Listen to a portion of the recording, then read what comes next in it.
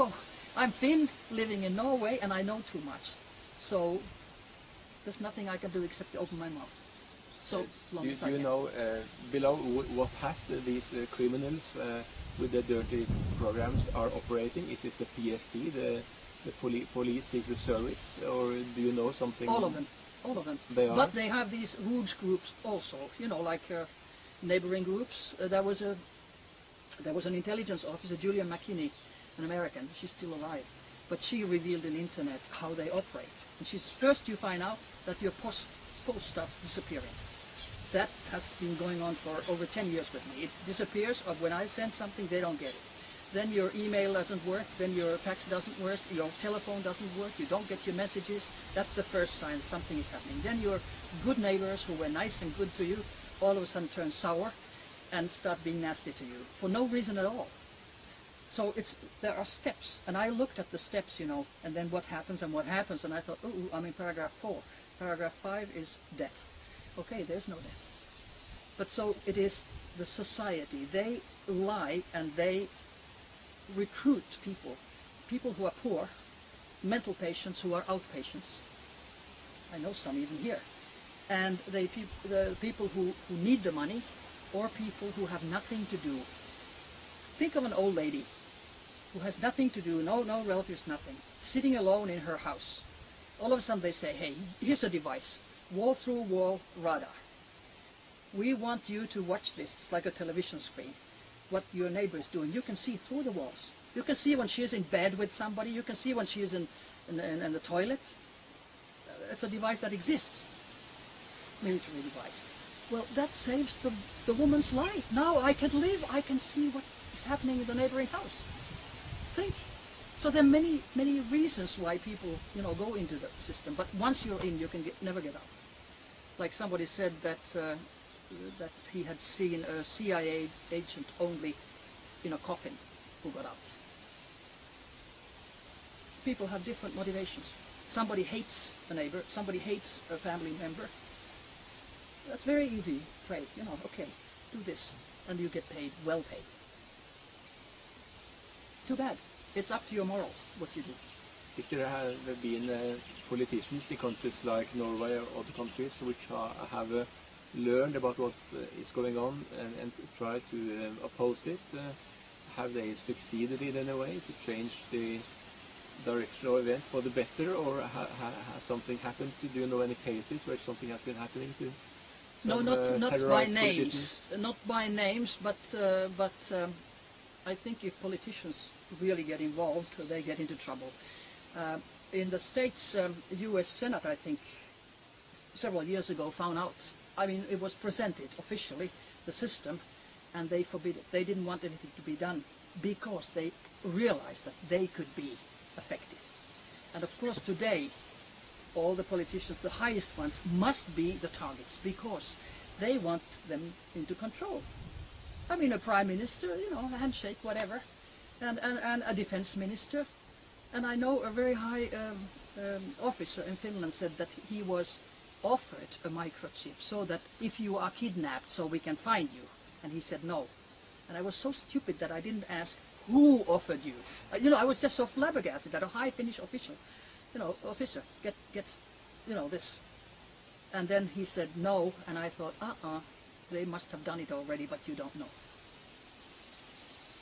But there is no human race as we know it if this goes on now for the next generation. And I read in the papers in Norway already a year ago that a new section of Aarhus University Hospital is going to implant with a microchip all newborn babies, their mothers, and the health personnel. And the excuse was that the babies couldn't be kidnapped. Now, I have never heard of a case in Scandinavia where the baby has been kidnapped. So they just said, like they do in England. You know, just, come on, BS. But this is a reality. So how do you fight against it? Only by raising the awareness of the people, because nobody wants their child to be a biological robot to his computer. Nobody, right? Mm-hmm. Everybody wants something good in their life, and why don't they make us all happy? They could just put the frequency of love. There is a frequency for every single emotion. Let's put it, a frequency of love. So all my neighbors who attack me and do whatever, they would become nice, and I would become nice to them. Why don't they do that? No, they put the frequency of hate, and that's it, because it serves their interest. Is that a frequency through the media, like the pictures that show wars and all the famines, and they create crisis after crisis? Well, that is something else. Or is it through the mind control programs? Well, in a way, of course, it affects you. It does affect all the wars. But what is worse is that within the TV programs, like Pokemons or something, you know, they have mind control programming for the children. And then there are other programs that have mind control programming for the adults. And it is not, it's just, you know, subliminals. They come and come and come and come. And the Pokemons, Nintendo, they were doing some research in Japan, and was it 700 or 900 kids got epileptic attacks when they were watching it, because they put that frequency on it. They can put a frequency that you get a heart attack. They can change your program. All of a sudden you look at the TV and you don't push the button, it just changes. You know, the program changes. Somebody remotely controlling, like they remotely control your electricity and all your devices and your brain. And that is the worst. You talked about the chips, microimplants, yeah, and the RFID chip. Yeah. But I'm feeling that people are waking up to these facts, and they don't want to be chipped. So do they have a plan? Do they have a plan to, like, if we're not going to accept the chip, they may chip us through the other programs they have, like through the chemtrail implants. Like they have these micro powder RFID chips that you talk about. I don't know their plans, but that what I do know, which I have read, that they plan to eliminate 2/3 of the world population. They just want about, we are 6.5 billion, and maybe 1.5 billion would be enough. And that is done with conventional wars, which go on all the time. That is done with electronic warfare, with chemical warfare, and then a big catastrophe, which possibly could happen the year 2012. It's nothing that would come from the universe, but the Russians and Americans together, New World Order, can arrange it. They have man-made so-called UFOs. I mean, they look like the real ones, and we couldn't tell the difference. And they can come to the skies. They have holographic pictures. They have already had them, you know, Jesus or somebody comes in Moldova in 2008. Yeah. You saw that? I didn't see it, no. But I know they have them. And their plan is probably to have in every country holographic pictures coming, and in your language, in Norway, Norwegian, in the US, in English, in Finland, in Finnish, some figure what you believe. If you're a Buddhist, you believe in Buddha. If you're a Muslim, you believe in Muhammad. Comes and talks to you. And then things can start happening that maybe could eliminate the 2/3 of the world population. That's the plan. Or we will we will be enslaved by these people, because we will be in need of having someone to take care of us, because they put out these crises. They plan to eliminate the middle class. There's only elite and slaves. The middle class who can think and read and write is no good.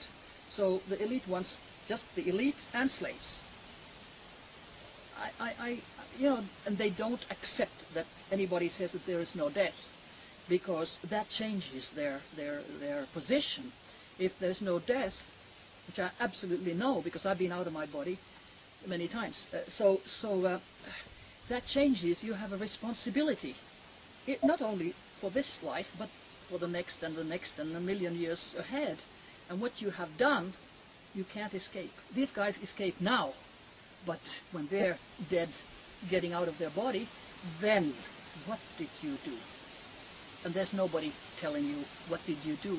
It's you realizing it. So, you know, it's a question of morals and ethics, and the guys who are governing the world, they think that it's good that there are not so many people, because they claim we don't have enough food. We have enough food if we distribute it all right. Right? Start growing locally.